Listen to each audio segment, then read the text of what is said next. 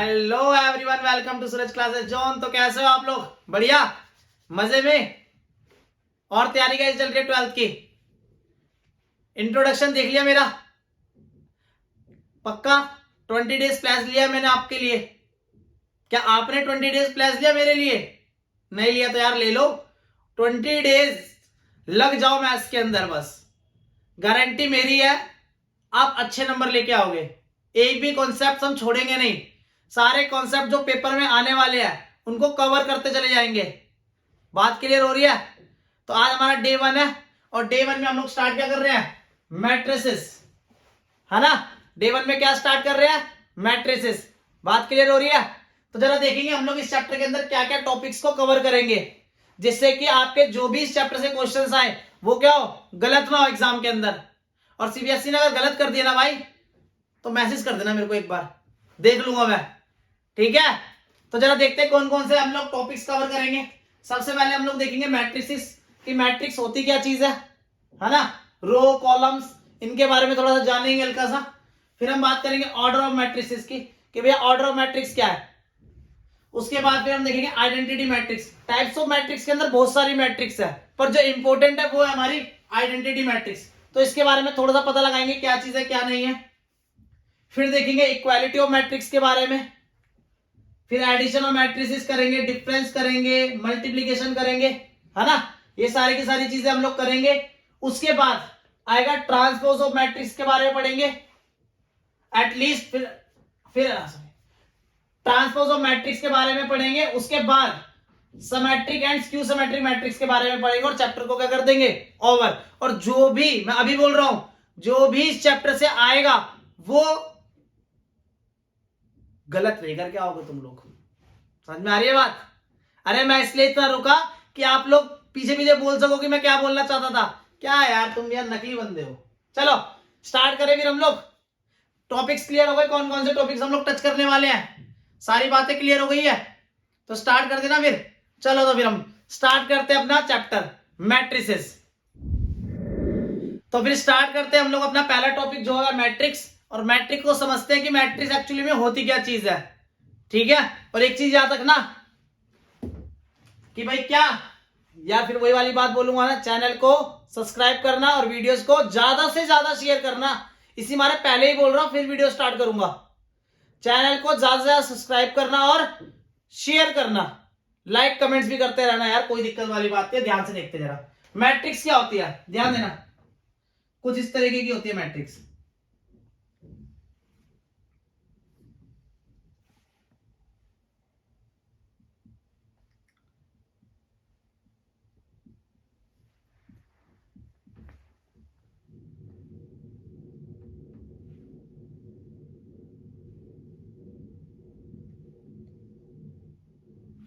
लो जी, कुछ इस तरीके की दिखती है मैट्रिक्स।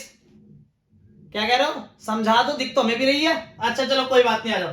मैट्रिक्स जो होती है ना उसको हमेशा हम लोग कैपिटल लेटर में लिखते हैं। सबसे पहली चीज ध्यान रखना जी, ये हमेशा कौन से लेटर में आएगी? कैपिटल लेटर में। और ये हमेशा एक स्क्वायर ब्रैकेट के अंदर आती है। किसके अंदर आती है? स्क्वायर ब्रैकेट के अंदर आती है। क्लियर है बात?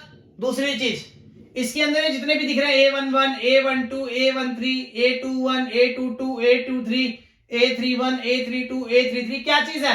इनको हम लोग बोलते हैं क्या? एलिमेंट्स। क्या बोलते हैं? एलिमेंट्स। अब ध्यान से देखना, जब हम इसको ऐसे कंसिडर कर रहे हैं A11, A12, A13, तो इस तरीके को हम लोग बोलते हैं रो। क्या बोलते हैं? रो। ये रो 1, ये रो 2 और ये रो 3। बात क्लियर हो रही है?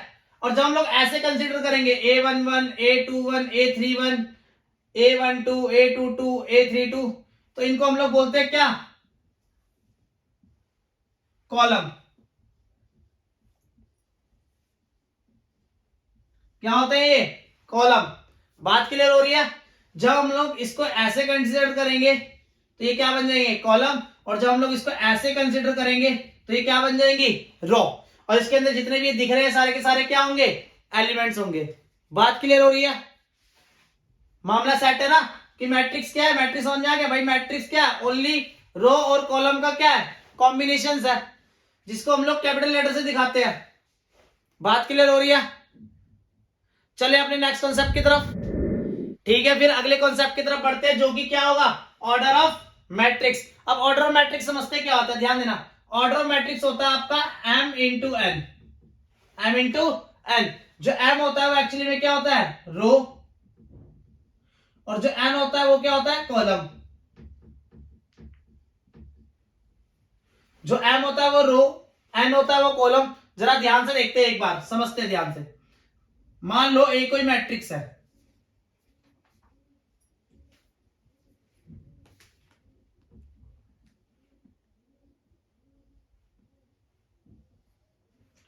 हम यहां चेक करेंगे इस मैट्रिक्स के अंदर कितनी रो है, 1 2 3। इसके अलावा कितनी रो है, यहां पर 3 रो है, मतलब m इज इक्वल टू कितना है, 3। अब यहां पे चेक करेंगे कॉलम्स कितने हैं, 1 2 3, तो मतलब n इज इक्वल टू कितना है, 3। तो ऑर्डर ऑफ मैट्रिक्स क्या हो गया हमारा, ऑर्डर ऑफ मैट्रिक्स क्या हो गया, 3:3। बात समझ में आ गई? अरे मल्टीप्लाई मत कर देना भैया इसको, कहीं 3 3 9 कर दो। 3 3 9 कर दोगे ना तो पता है क्या पता लग जाएगा आपको कि इस मैट्रिक्स के अंदर कितने एलिमेंट्स हैं। अगर आप मल्टीप्लाई कर दोगे तो मल्टीप्लाई नहीं करना, order matrix normal m into n ही लिखते हैं हम लोग। क्लियर है बात? जरा समझना एक बार और तरीके से लिखते कैसे हैं इसको। एक कोई मैट्रिक्स दे रखी है,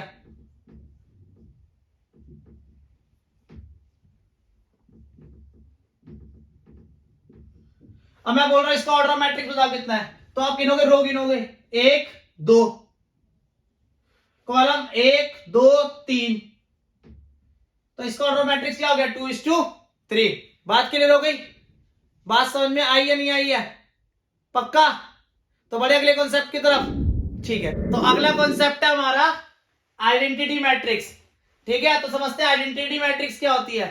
ये टाइप्स ऑफ मैट्रिक्स का एक पार्ट है। देखो टाइप्स ऑफ मैट्रिक्स में ना बहुत सारी मैट्रिक्स है, तो हमारे को सबसे लेना देना नहीं है, हमारे को मेन लेना है आइडेंटिटी मैट्रिक्स से कि आइडेंटिटी मैट्रिक्स क्या है, और बाकी बीच में आती रहेंगी तो मैं समझाता रहूंगा, ऐसी कोई दिक्कत वाली बात नहीं है। ध्यान देना, आइडेंटिटी मैट्रिक्स क्या होती है, क्या था, square matrix A is equal to A I J. अब आई जे क्या होता है, ध्यान देना, आई होता है हमारा रो, और जे जो होता है वो हमारा क्या होता है, कॉलम। आई रो जे कॉलम, जो एलिमेंट लिखे हुए आते ना, ये वही है, पहली रो का पहला कॉलम, दूसरी रो का पहला कॉलम, तो इससे पता चल जाता है हमारे को। ध्यान देंगे, m इंटू एन आप लोगों ने पढ़ लिया है, क्या होता है, order of matrix,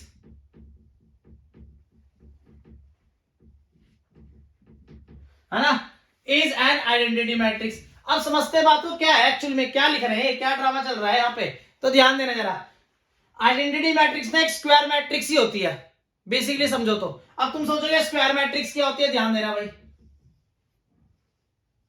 square matrix वो होती है जिसके number of row number of column क्या होते हैं, बराबर होते हैं, जहां पर m इज इक्वल टू क्या हो जाएगा, n हो जाएगा। जब आपके टोटल रो टोटल कॉलम से क्या हो जाए, बराबर हो जाए, तो आप वहां पे क्या कहते हो उसको, एक स्क्वायर मैट्रिक्स है। तो फिर आइडेंटिटी मैट्रिक्स भी एक स्क्वायर मैट्रिक्स ही होती है, पर ये दिखती कैसे, थोड़ा ध्यान देंगे। ए कोई मैट्रिक्स है,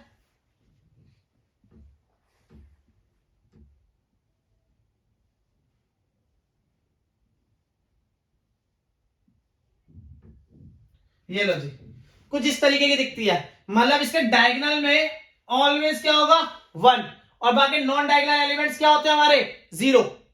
ध्यान रखना, नॉन डायगोनल एलिमेंट्स क्या होंगे, 0, और डायगोनल में ओनली क्या होगा, 1। तो ऐसी मैट्रिक्स को हम लोग बोलते हैं क्या, आइडेंटिटी मैट्रिक्स। बात क्लियर हो गई? इसको ऐसे भी लिख सकते हैं हम लोग। अच्छा, इसका ऑर्डर मैट्रिक्स क्या है, हाँ वेरी गुड, इसका ऑर्डर मैट्रिक्स क्या है, 3:3। क्यों? क्योंकि इसमें 3 रो है और 3 ही क्या है, कॉलम्स है। एक और एग्जांपल ले लेते हैं, ध्यान देंगे, 1 1 0 0, तो ये भी क्या हमारी आइडेंटिटी मैट्रिक्स है। क्यों? क्योंकि एक स्क्वायर मैट्रिक्स है, इसका ऑर्डर मैट्रिक्स क्या है, 2:2 का, और डायगोनल में 1 और नॉन डायगोनल एलिमेंट्स क्या है, 0 है। बात क्लियर हो गई आइडेंटिटी मैट्रिक्स की? बात क्लियर हो गई, समझ में आया? तो हमारा अगला कॉन्सेप्ट है equality of matrixes. Equality of matrices. तो ध्यान देंगे जरा एक बार। अब बात समझ में नहीं आई, बात यहां पे है कि इक्वालिटी ऑफ मैट्रिसेस होती क्या है भाई। इक्वालिटी आ रहा है मतलब इक्वल, इक्वल का मतलब क्या इक्वल होगा, अच्छा दो मैट्रिक्स इक्वल होंगी। अच्छा एक बात बताओ, दो मैट्रिक्स इक्वल होंगी तो भैया ये इक्वल होंगे कब, हम किस कंडीशन में बोलेंगे कि इक्वल है। तो जरा ध्यान देते हैं भैया। पहला, दे आर सेम ऑर्डर, सबसे पहली बात है जो उनका ऑर्डर होगा वो क्या होना चाहिए, सेम, मतलब ऑर्डर ऑफ मैट्रिक्स क्या होना चाहिए, सेम होना चाहिए। पहली कंडीशन क्लियर हो गई।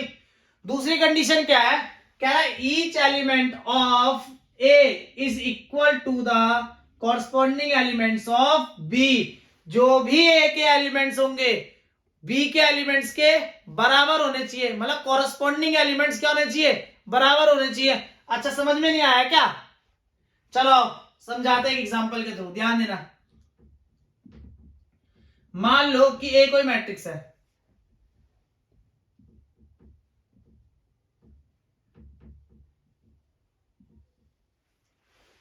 बी कोई मैट्रिक्स है,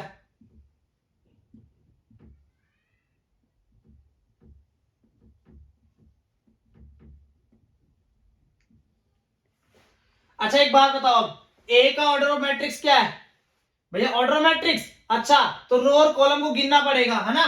तो एक रो दो रो, रो कितनी है दो, कॉलम कितने हैं एक दो तीन, तो इसका ऑर्डर ऑफ मैट्रिक्स हो गया 2:3। चलो जी 2:3। ऐसी बी का ऑर्डर ऑफ मैट्रिक्स निकालेंगे तो एक दो 2:3। लो जी, इसका मतलब अब बात समझते थोड़ा सा। इनने बोला they are the same order, मतलब इनका ऑर्डर क्या होगा सेम। जरा चेक करो 2:3 2:3, बात कंडीशन पक्की, पहली कंडीशन हो गई क्लियर, समझ में आ गई बात कि इनका ऑर्डर ऑफ मैट्रिक्स क्या होना चाहिए, सेम होना चाहिए। दूसरी कंडीशन क्या है कि कॉरस्पॉन्डिंग एलिमेंट्स क्या होंगे, बराबर। देखो 1 equal to 1, 2 equal to 2, 4 equal to 4, 6 equal to 6, 5 equal to 5, 3 equal to 3। तो इसके कॉरस्पॉन्डिंग एलिमेंट्स क्या है, बराबर। बात समझ में आई, तो ये वाली कंडीशन भी क्लियर हो गई। इसका मतलब ए और जो बी है वो मैट्रिक्स कैसी है, इक्वल मैट्रिक्स है। कैसी मैट्रिक्स है, इक्वल मैट्रिक्स है। बात क्लियर हुई, कॉन्सेप्ट क्लियर हुआ इक्वालिटी ऑफ मैट्रिक्स का। भैया दो कंडीशन होना कंपलसरी, एक भी फेल मतलब मामला खत्म, मामला खत्म। अब मैथ में पास होना होगा आसान, सही बोला था ना मैंने।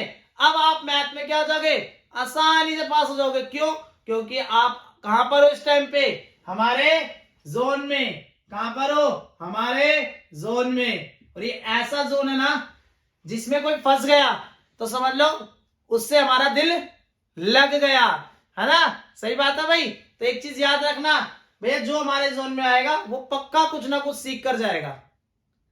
अच्छा अब ये बात बताओ, क्वालिटी ऑफ मैट्रिसेस क्लियर हो गई ना, पक्का। तो चलो हम कुछ क्वेश्चंस करते हैं, क्या करेंगे, कुछ क्वेश्चंस ट्राई करते हैं। तो हमारा पहला क्वेश्चन है कुछ इस प्रकार, ध्यान से देखना एक बार। कह रहा है इन द मैट्रिक्स ए कोई मैट्रिक्स दे रखी है, इसके अंदर कुछ एलिमेंट्स लिखे हुए हैं, दिख रहे हैं ना, एलिमेंट्स लिखे हुए हैं, ठीक है भाई। अब इन्हीं एलिमेंट्स को ना देखो तुम जोड़ो, क्या 1 0 0, मतलब आपके मैथ्स में मार्क्स 100 आउट ऑफ 100 हो सकते हैं, है ना। 9 1 91 हो सकते हैं, है ना। 9 8 98 हो सकते हैं, 9 7 97 हो सकते हैं। भैया देखो आपके मार्क्स कुछ भी हो सकते हैं क्योंकि आप हमारे जोन में आए हो, ठीक है। हाँ ये मत बनाने लग जाना 1 0 10 भी हो सकते हैं। भैया अपने ऊपर भरोसा होना चाहिए ना, मुझे तो अपने ऊपर है, तुम लोगों को है, कमेंट में बता देना अगर भरोसा है तो। चलो जी ध्यान देंगे, पहला क्वेश्चन कह रहा है इन द मैट्रिक्स कुछ एलिमेंट दे रखे, कह रहा है right the order of matrix. पहला क्या बोल रहा है, इसका ऑर्डर ऑफ मैट्रिक्स बताओ। अच्छा ऑर्डर ऑफ मैट्रिक्स बताने के लिए क्या होना पड़ेगा, हमारे को पता भाई m into n होता है ऑर्डर ऑफ मैट्रिक्स। m रो होती है, n कॉलम होती है, चलो रो गिन लेते हैं कितनी है, 1 2 3, तो रो कितनी है हमारे पास 3, कॉलम गिनते हैं 1 2 3 4, तो कॉलम कितने हैं 4, तो ऑर्डर ऑफ मैट्रिक्स क्या हो गया 3:4, है ना भाई, 3:4। आगे ध्यान देंगे, द नंबर ऑफ एलिमेंट्स बता दो कितने हैं। अच्छा इसके अंदर नंबर ऑफ एलिमेंट्स बताने हैं तो भैया गिनने की जरूरत नहीं है, इसी को मल्टीप्लाई कर दो, 4 3 12, तो इसके अंदर एलिमेंट्स कितने हो गए 12। बात क्लियर हो गए। कह रहा write the element A13 A21 A33। लो जी A13, इसका मतलब समझो पहली रो का तीसरा कॉलम। इसका मतलब क्या होता है, पहली रो का तीसरा कॉलम।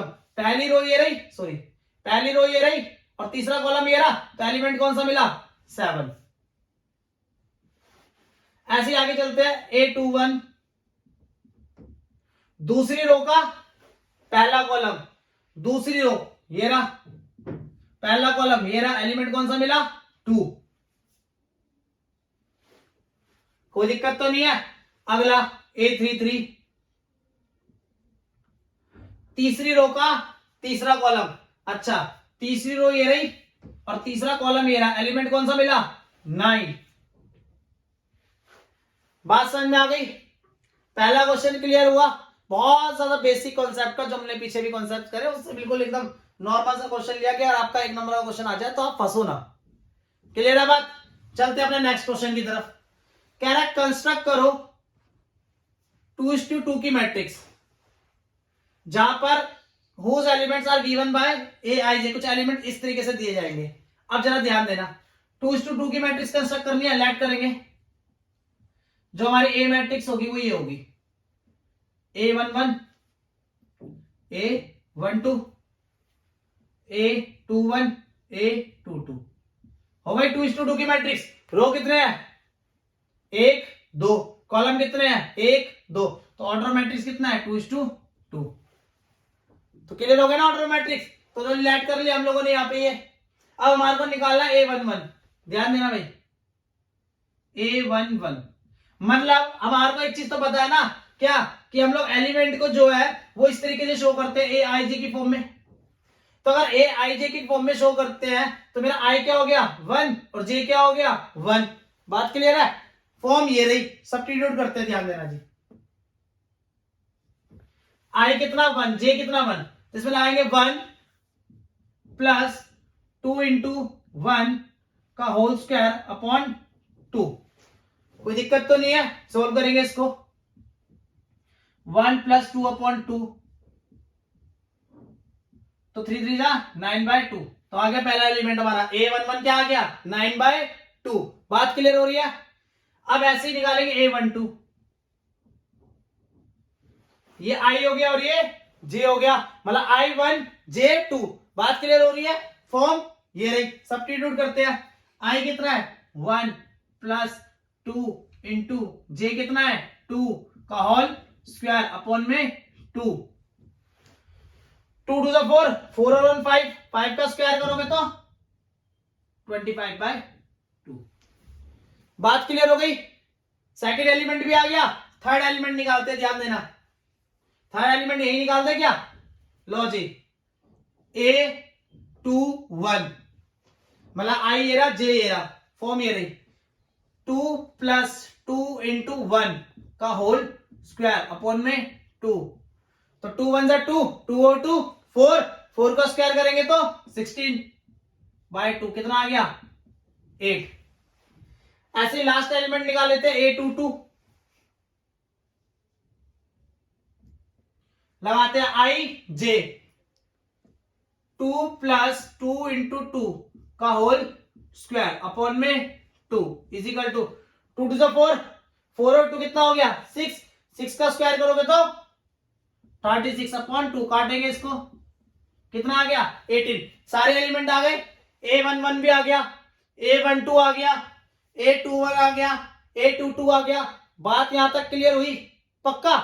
तो बस इसको लगा देते जरा यहाँ पे। तो हमारी जो A मैट्रिक्स होगी वो क्या होगी, 9/2। A12 कितना है, 25/2।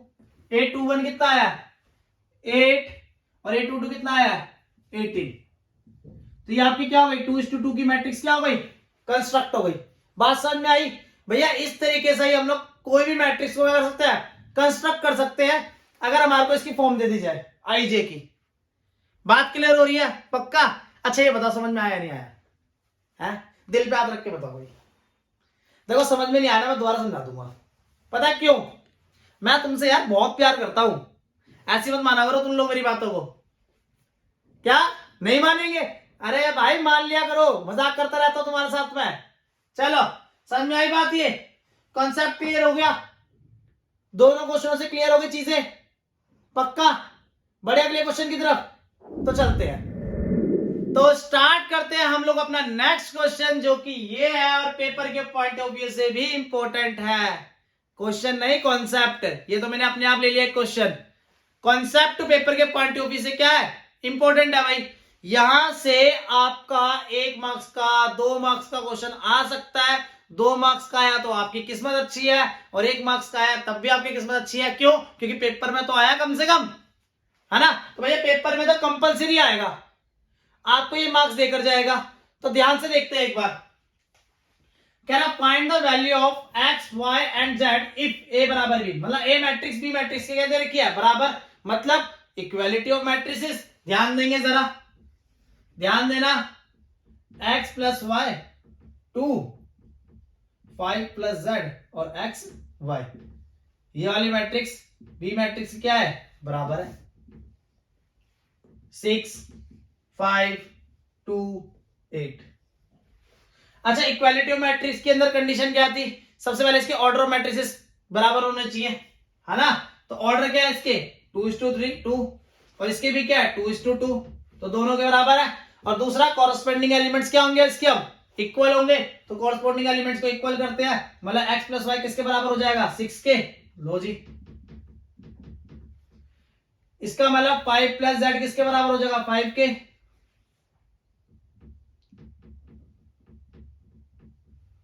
इसका मतलब एक्स वाई किसके बराबर हो जाएगा, 8 के। कोई दिक्कत तो नहीं है? पक्का? तो यहां से जेड की वैल्यू निकाल ले क्या, इसको फर्स्ट मान लो, इसको सेकंड मान लो, इसको थर्ड मान लो, अगर इक्वेशन में क्वेश्चन आता है तो। लो जी, फ्रॉम फर्स्ट एंड थर्ड। अब फर्स्ट एंड थर्ड से क्या करेंगे, यहां से एक्स की वैल्यू को निकाल के यहां सब्स्टिट्यूट कर देंगे। तो कितना आ रहा है, 8/y।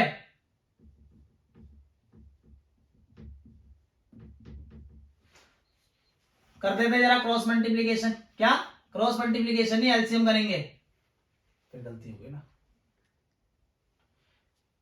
तो करते हैं हम लोग अपना आगे एलसीएम इसका।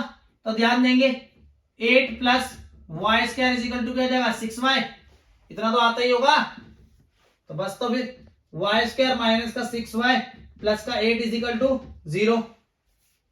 मिडिल टर्म स्प्लिटिंग करेंगे, वाई स्क्वायर माइनस का 4y माइनस का 2y प्लस का 8 इजिकल टू 0।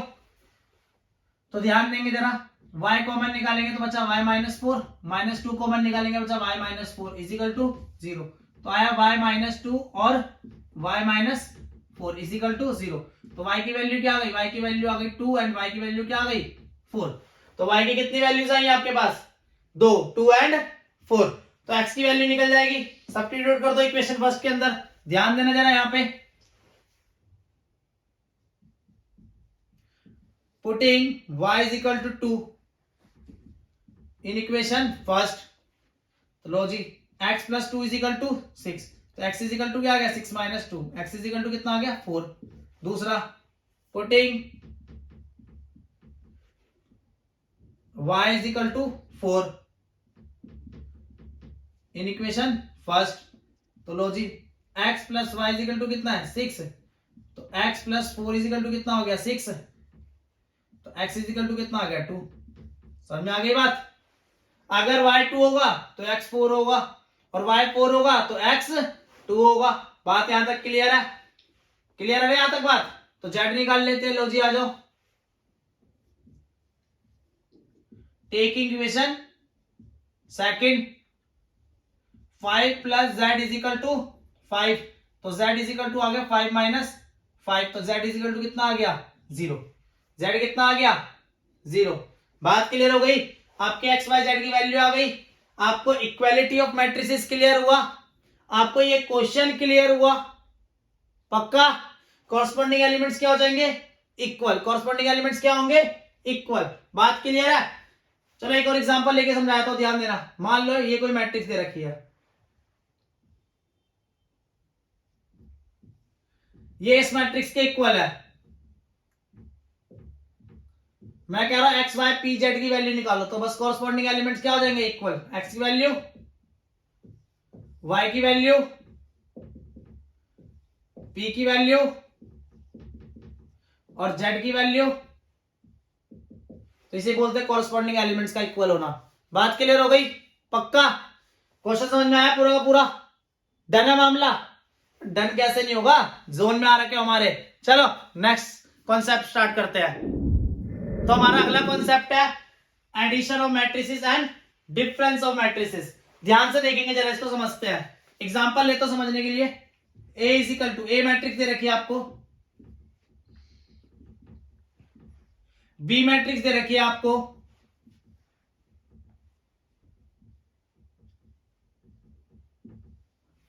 तो हमारा कॉन्सेप्ट है एडिशन ऑफ मैट्रिक्स, मतलब दोनों मैट्रिक्स को ऐड करेंगे, ए प्लस बी। ध्यान से देखना भी। तो एडिंग करते समय हम लोगों को एक ध्यान रखना है, क्या इसके कॉरस्पॉन्डिंग एलिमेंट्स ही ऐड होंगे हमेशा। 2 और 1 3, 4 और 6 10, 3 और 3 6, 5 और 2 7। यही होती है हमारी एडिशन ऑफ मैट्रिक्स। इसका ऑर्डर मैट्रिक्स क्या है, 2:2। इसका ऑर्डर मैट्रिक्स क्या है, 2:2। तो इसका भी ऑर्डर मैट्रिक्स क्या आएगा, 2:2। बात क्लियर हो गई? पर एक चीज याद रखना, एडिशन ऑफ मैट्रिक्स करते समय हमारा ऑर्डर मैट्रिक्स सेम ही होना चाहिए, तभी हम एडिशन कर सकते हैं दो मैट्रिक्स को। अगर ऑर्डर मैट्रिक्स अलग हो गया तो फिर आप ऐड नहीं कर पाओगे। क्लियर हो रही है बात? इस चीज का याद रखना। और रिजल्टिंग मैट्रिक्स का भी ऑर्डर मैट्रिक्स हमेशा क्या आएगा, सेम ही आएगा। एक और समझते हैं, मान लो a + 2b निकालना है। A matrix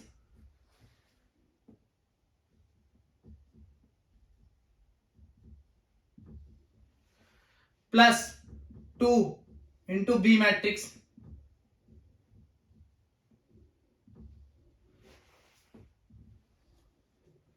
two 4 3 5। पहले 2 को क्या करेंगे, हर एक एलिमेंट से मल्टीप्लाई कर देंगे, एवरी एलिमेंट से। 2 1 जा 2, 2 6 जा 12, 2 3 जा 6, 2 2 जा 4। बात क्लियर हो रही है, नहीं हो रही है? यहां तक बात समझ में आई? अब ध्यान से देखना, अब क्या करना है, प्लस। जैसे अभी ऊपर किया था वैसे क्या कर देंगे, फिर से एक बार और प्लस कर देंगे। तो समझ में आ रही है बात को? तो आपका आंसर क्या है, यहां पे लिख देते हैं। 2 और 2 को ऐड करेंगे तो कितना आएगा, 4। 4 और 12 को ऐड करेंगे तो कितना आएगा, 16।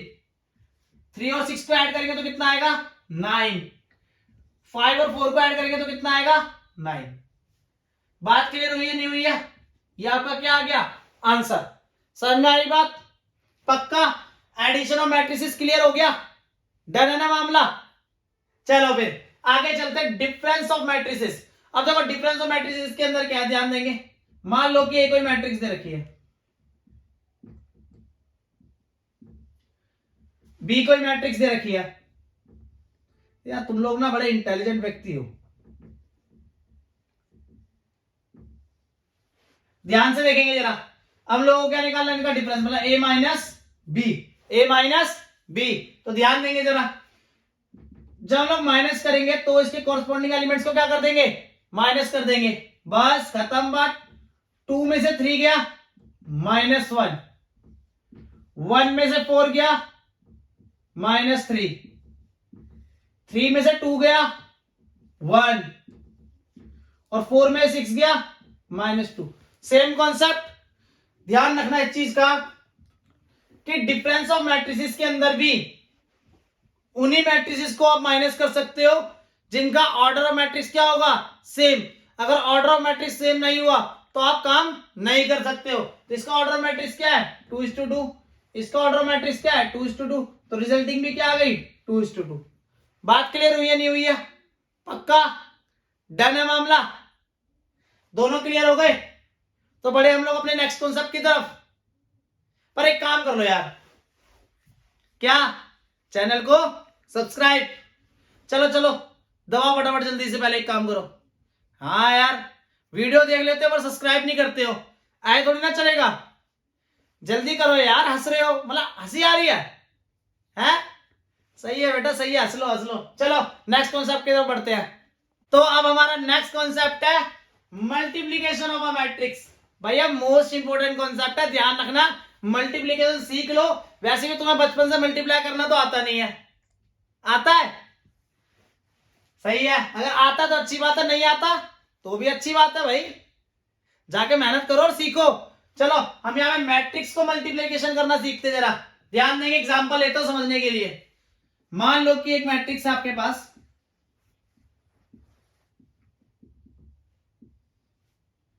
बी मैट्रिक्स भी आपके पास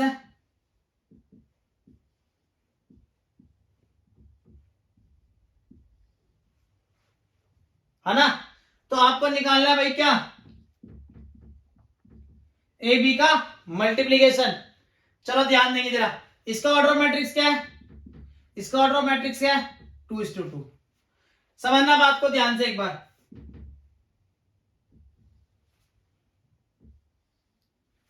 ध्यान देंगे।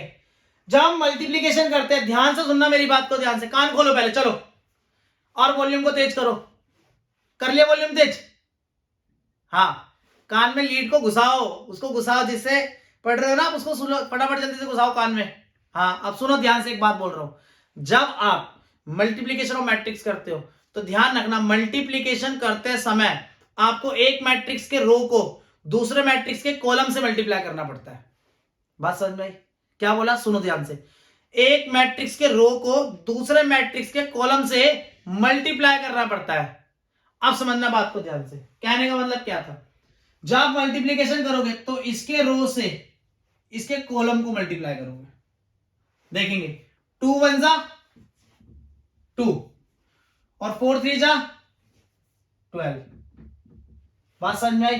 पहला काम कंप्लीट हो गया। अब दूसरा, फिर इसी रो को इस वाले कॉलम के साथ भी मल्टीप्लाई करेंगे, 2 2 जा 4 और 4 4 जा 16। बात क्लियर हुई? पक्का? एक रो का काम हो गया कंप्लीट। दूसरी रो पर आते हैं, इस वाली रो पर। अब इस रो का फिर से इस कॉलम के साथ, 6 1 जा 6, 5 3 जा 15। बात क्लियर हो गई? फिर से इस रो की अब इस कॉलम के साथ, 6 2 जा 12 प्लस 5 4 जा 20। बात क्लियर हो गई? पक्का? तो ध्यान रखना, एक रो की उसके कॉलम्स के साथ क्या होती है, मल्टीप्लीकेशन होती है। ध्यान रखना इस चीज का। अब तो नॉर्मल हो गया, क्वेश्चन खत्म हो गया। 12 और 2 14, 15 और 6 21, 16 और 4 20, 20 एंड 12 32। Resulting matrix 2:2। बात क्लियर हुई? मल्टीप्लीकेशन ऑफ मैट्रिक्स का कॉन्सेप्ट क्लियर हुआ? चलो अभी कुछ और चीजें समझना बाकी है, क्योंकि ये कॉन्सेप्ट इतना ही नहीं है, इसे और समझते हैं। ध्यान से देखना जरा, मान लो कि आपका ए मैट्रिक्स है, उसका ऑर्डर ऑफ मैट्रिक्स दे रखा है 2:3 का। समझना बात को ध्यान से, ठीक है? बी कोई मैट्रिक्स है, उसका ऑर्डर ऑफ मैट्रिक्स दे रखा है 3:2 का, ठीक है? हमें निकालना है ए क्रॉस बी, मतलब ए और बी को मल्टीप्लाई करना है, तो उसका ऑर्डर ऑफ मैट्रिक्स क्या होगा? ध्यान से देखना, अगर आपको ए क्रॉस बी निकालना है तो आपको ए का रो पकड़ना पड़ेगा और बी का कॉलम पकड़ना पड़ेगा। तो इसका जो ए क्रॉस बी निकलेगा वो क्या निकलेगा, 2:2 की मैट्रिक्स आएगी। समझ रहे हो बात को? जो ए क्रॉस बी निकलेगा वो क्या निकलेगा, 2:2 की। अगर मान लो आपको बी क्रॉस ए निकालना पड़ता, बी की ए से मल्टीप्लाई करनी पड़ती, तो फिर आप क्या करते, बी का रो लेते, बी का रो और ए का कॉलम, तो मैट्रिक्स क्या आ जाती, 3:3 की। रिजल्टिंग मैट्रिक्स क्या आ जाती, 3:3 की। बात समझ में आ गई? ये बात समझ में आई है भैया, बहुत इंपॉर्टेंट बात है, बहुत ज्यादा इंपॉर्टेंट बात है। बात समझ में आई है नहीं आई है? कि आप कैसे पता लगाओगे कि जब आपकी मल्टीप्लीकेशन ऑफ मैट्रिक्स होगा तो उस केस में जो रिजल्टिंग मैट्रिक्स आएगी उसका ऑर्डर ऑफ मैट्रिक्स क्या होना चाहिए। ऐसे क्वेश्चन करेंगे अभी, और क्वेश्चंस करके देखेंगे मल्टीप्लिकेशन मैट्रिक्स को ऐसे खत्म नहीं करेंगे, अच्छे से क्वेश्चंस करेंगे इसके। बात यहां तक क्लियर हो गई ना? तो चलते हैं हम लोग अपने क्वेश्चंस की तरफ। तो हमारा जो क्वेश्चन है सबसे पहला मल्टीप्लिकेशन ऑफ मैट्रिक्स का, जो कि ये है, ध्यान से देखेंगे जरा एक बार। हमें क्या करना है, ए बी निकालना है और बी ए निकालना है। तो चलो पहले ए बी निकाल लेते हैं, जरा ध्यान देंगे। ए बी निकालते हैं। अच्छा पहले एक क्वेश्चन जनरल, इसका ए का ऑर्डर मैट्रिक्स क्या है, 2 रो है 3 कॉलम है, तो ऑर्डर मैट्रिक्स है 2:3 का। बहुत बढ़िया। बी का ऑर्डर मैट्रिक्स क्या है, 1 2 3, 3 रो है 2 कॉलम है 3:2 का। तो आपको क्या निकालना है, ए बी। और अगर ए बी निकालना है तो ए बी का ऑर्डर मैट्रिक्स क्या होगा, अगर आपको ए बी निकालना है तो ए का क्या पकड़ना पड़ेगा, रो, और बी का क्या पकड़ना पड़ेगा, कॉलम। तो रो और कॉलम, तो इसका जो ऑर्डर मैट्रिक्स का आएगा वो क्या हो जाएगा, 2:2 का। जरा चेक करते हैं कि आएगा भी, ऐसी भैया बोल रहे हैं, फैक है, हवा में तीर चला रहा हूं मैं, है ना। चलो देखते हैं जरा एक बार, चेक कर लेते हैं। मैंने क्या बताया था, जब मल्टीप्लाई करते हैं तो एक की रो को दूसरे के कॉलम से मल्टीप्लाई करना पड़ता है। तो ए बी निकालना है तो ए की रो को बी के कॉलम के साथ मल्टीप्लाई करेंगे, ध्यान देंगे। 1 2 सा 2 प्लस 2 4 सा 8 प्लस 3 2 सा 6। पहली रो का काम कंप्लीट, पहले कॉलम का काम कंप्लीट। आ जाओ जी, पहली रो दूसरा कॉलम, 1 3 सा 3, 2 5 सा 10 और 3 1 सा 3। लो जी, पहली रो दूसरे कॉलम का काम भी कंप्लीट हो गया, बड़े आराम से। अब चलते हैं दूसरे रो की तरफ।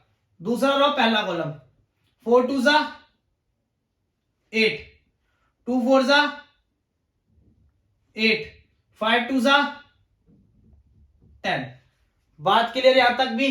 चलो जी, पहली रो का दूसरा कॉलम, पहली रो के साथ दूसरे कॉलम के साथ, चलो जी। 4 3 सा 12, 2 5 सा 10, 5 1 सा 5। बात खत्म, खत्म ना बात। अब तो कुछ बचा, कुछ नहीं बचा। चलो जी, 8 माइनस का है, प्लस माइनस माइनस, 8 में 2 गया -6 और -6 प्लस 6 क्या हो गया, 0। 8 से 8 खत्म, बचा क्या 10। माइनस का 10 है, प्लस का 3 है, 7 बचा माइनस का, और 3 और कटा तो कितना बच गया, माइनस का 4। 10 और 15, 15 में से 12 गया 3। आपका ऑर्डर मैट्रिक्स क्या आया, 2। तो इसका मतलब सूरज भैया सही बोल रहे थे कि जब ए बी को मल्टीप्लाई करोगे तो ए का रो देखो, बी का कॉलम देख लो। तो ए का रो और बी का कॉलम देखेंगे तो ऑर्डर मैट्रिक्स बन जाएगा 2:2। मल्टीप्लाई भी तो ऐसे करते हैं, रो से कॉलम की, है ना। तो सूरज भैया ने इसका मतलब क्या बोला, सही बोला है, हमारे को झूठ नहीं बोलते सूरज भैया। आ जाओ आगे ध्यान देते हैं। अब आपको क्या निकालना है, बी ए। बी ए,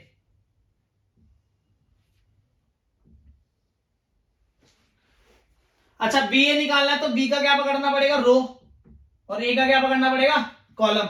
अगर बी का रो देखूंगा तो क्या है 3, और ए का कॉलम देखूंगा तो क्या है 3, तो ऑर्डर मैट्रिक्स क्या आने वाली है 3:3। बात सही है। चलो जरा ध्यान देते एक बार। अब एक चीज को थोड़ा सा समझेंगे जी, गहराइयों से। कैसे, गहराइयों से। इसकी रो की इसके कॉलम के साथ मल्टीप्लाई आपकी बार, है ना, क्योंकि बी से कहा जा रहे हो आप, ए की तरफ जा रहे हो। तो चलो जी, 2 1 जा 2, 3 4 जा 12। बात क्लियर यहां तक। आगे चलते हैं। अब इसी रो की दूसरे कॉलम के साथ भी चलेंगे, है ना। 2 2 जा 4 और 3 2 जा 6। बात खत्म। फिर इसी रो के तीसरे वाले कॉलम के साथ भी जाएंगे, 2 3 जा 6, 3 5 जा 15। लो जी, पहली रो का काम मेरा कंप्लीट हो गया। दूसरी रो पर चलते हैं। 4 1 जा 5 4 जा, बहुत बढ़िया। 4 2 जा 5 2 जा, बहुत बढ़िया। 4 3 जा और 5 5 जा, बहुत बढ़िया। बात समझ में आ रही है ना। लो जी, अब तीसरे का काम भी शुरू कर दे क्या। लो जी, 2 2 1 जा 1 4 जा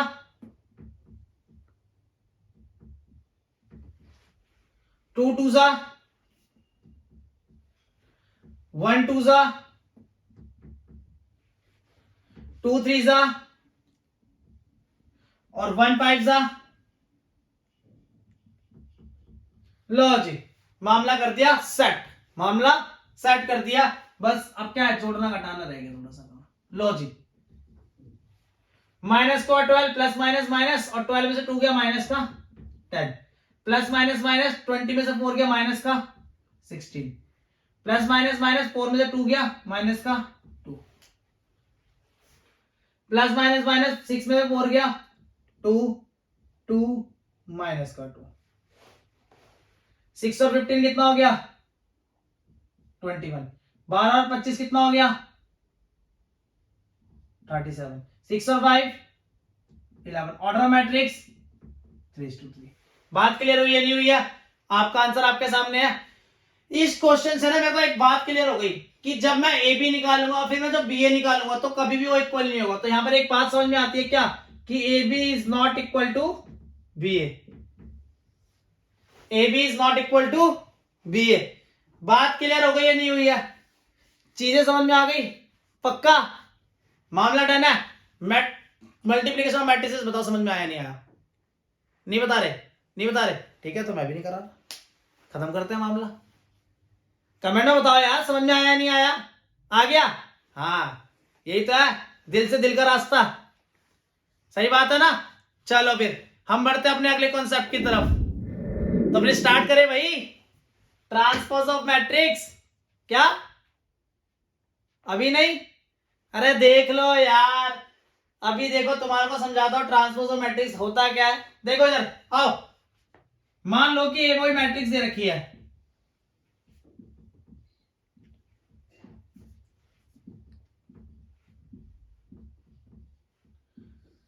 ट्रांसपोज ऑफ मैट्रिक्स का मतलब है कि इसको ट्रांसपोज करो। कहने का मतलब कुछ ये, इसे बोलते हैं ए ट्रांसपोज।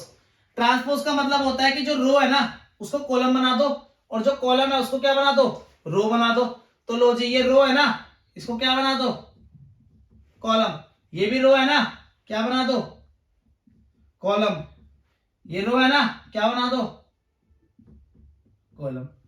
तो जब आप रो को किस में चेंज करते हो, कॉलम में चेंज कर देते हो, तो उसे बोलते हैं क्या, ट्रांसपोज। तो हमारी ये क्या हो गई, ट्रांसपोज ऑफ मैट्रिक्स।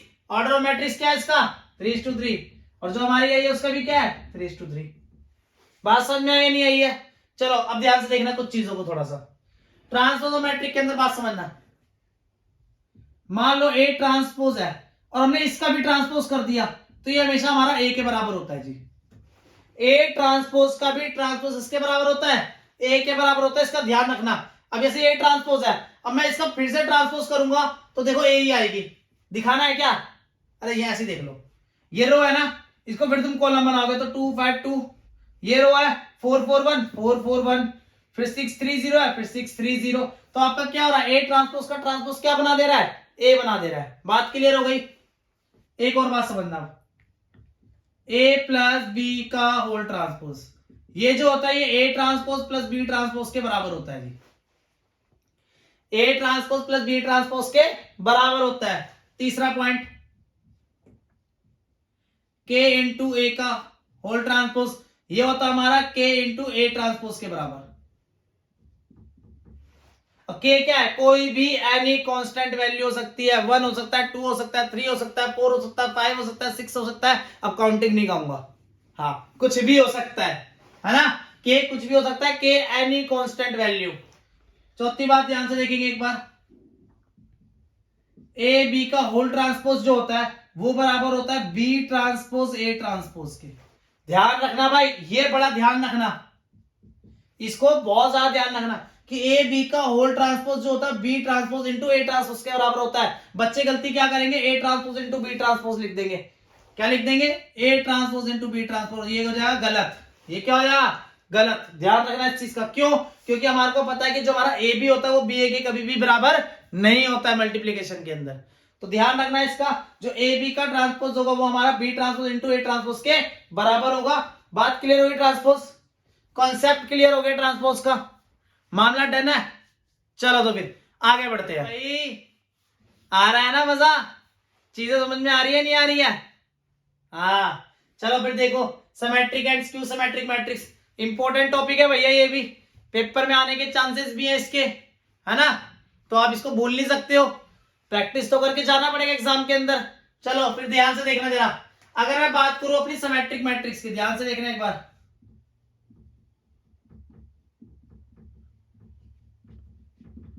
अगर मैं बात करूं सिमेट्रिक मैट्रिक्स की, तो एक मैट्रिक्स तभी सिमेट्रिक मैट्रिक्स होती है जब ए इक्वल टू क्या हो जाएगा, ए ट्रांसपोज के बराबर होगा।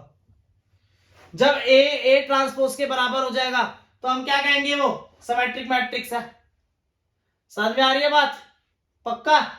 हाँ जी, जरा ध्यान से देखना। अब बात आती है स्क्यू सिमेट्रिक मैट्रिक्स की।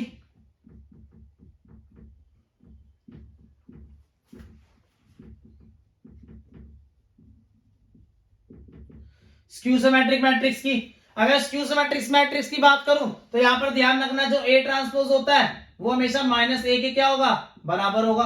अगर ए ट्रांसपोज माइनस ए के बराबर हो जाएगा तो आप क्या कह सकते हो उसको, स्क्यू सिमेट्रिक मैट्रिक्स है।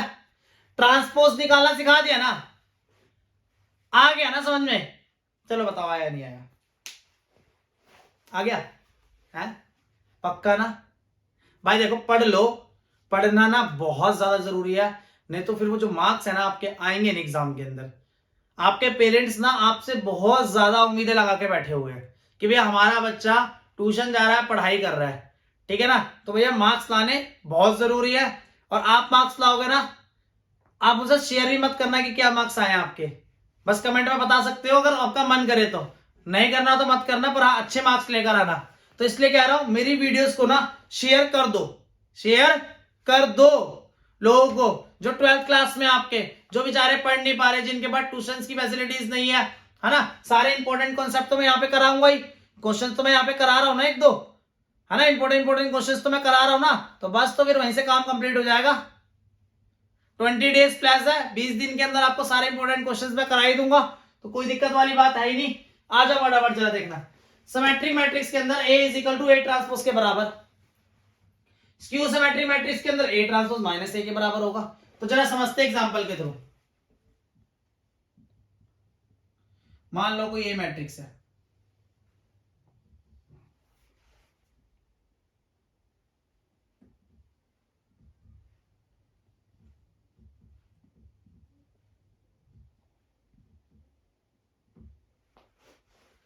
अब जरा इसका ए ट्रांसपोज निकालते, ध्यान देना एक बार।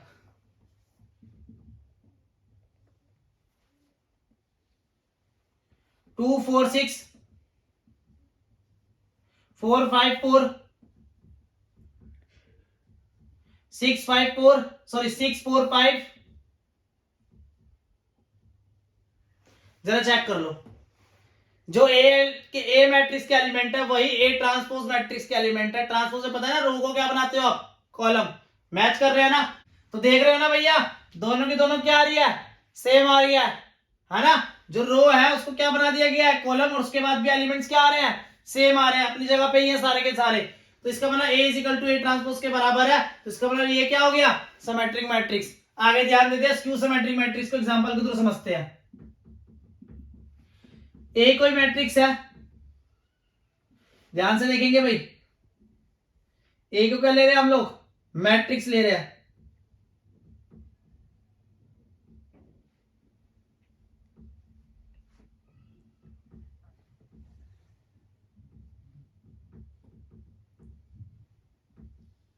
ध्यान देना जरा, ए ट्रांसपोज निकालते हैं।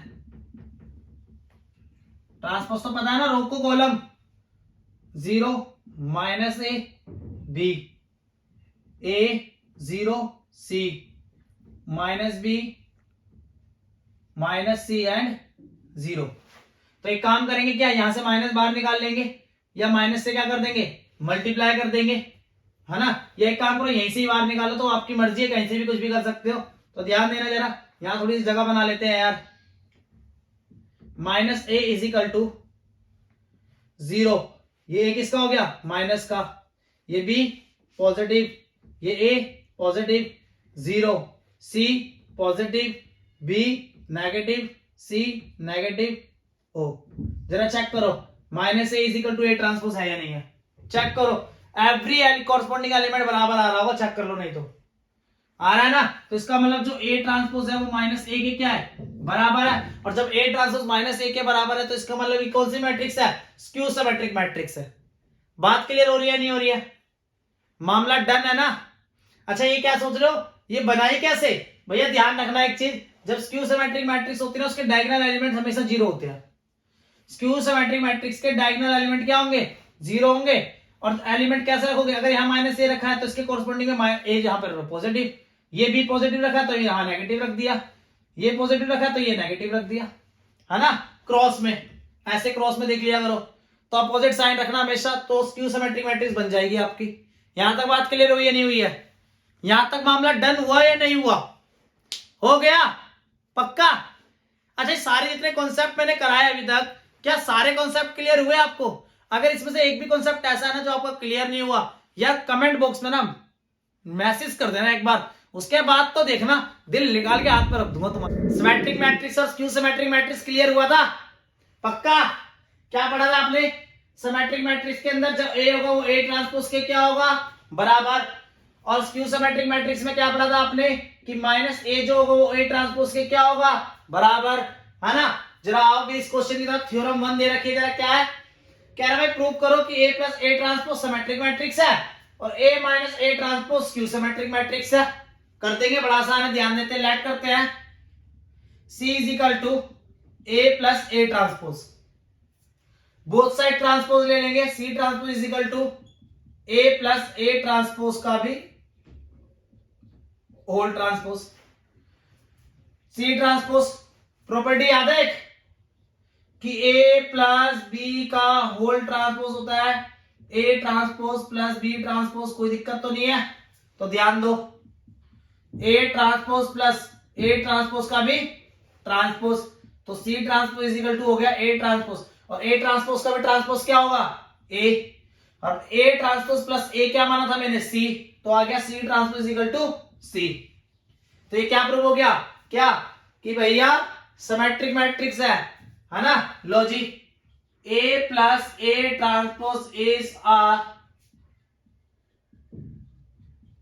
सिमेट्रिक मैट्रिक्स, है ना भाई, सिमेट्रिक मैट्रिक्स, कोई दिक्कत तो नहीं है पक्का। चलो अब जरा आगे ध्यान देते हैं, ऐसे ही लेट करते हैं, C is equal to A minus A transpose, both side transpose लेते हैं, C transpose is equal to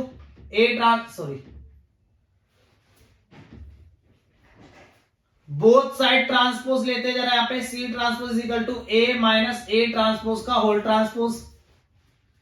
low जी, C transpose is equal to हो जाएगा A transpose minus A transpose का भी transpose, C transpose A transpose minus A transpose का भी transpose क्या होगा A,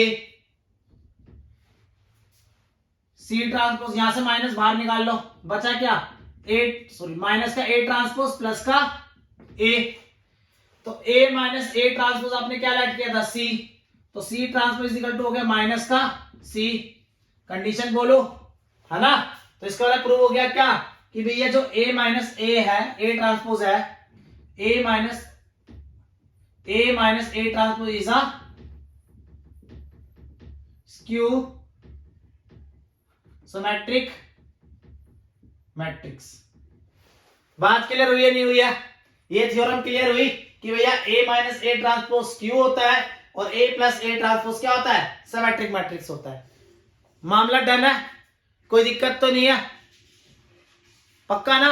अच्छा ये बताओ पूरी वीडियो क्लियर हुई है नहीं हुई है लास्ट में, यार देखो जब पूरी वीडियो देखो ना तो कमेंट करके जरूर जाना, ठीक है, कि अच्छी लगी नहीं लगी, क्या इंप्रूवमेंट्स करनी चाहिए, क्या है क्या नहीं है, सारी की सारी चीजों को, ठीक है। और ना चैनल को ज्यादा से ज्यादा शेयर करना जिससे कि सभी बच्चे इसका फायदा उठा सके।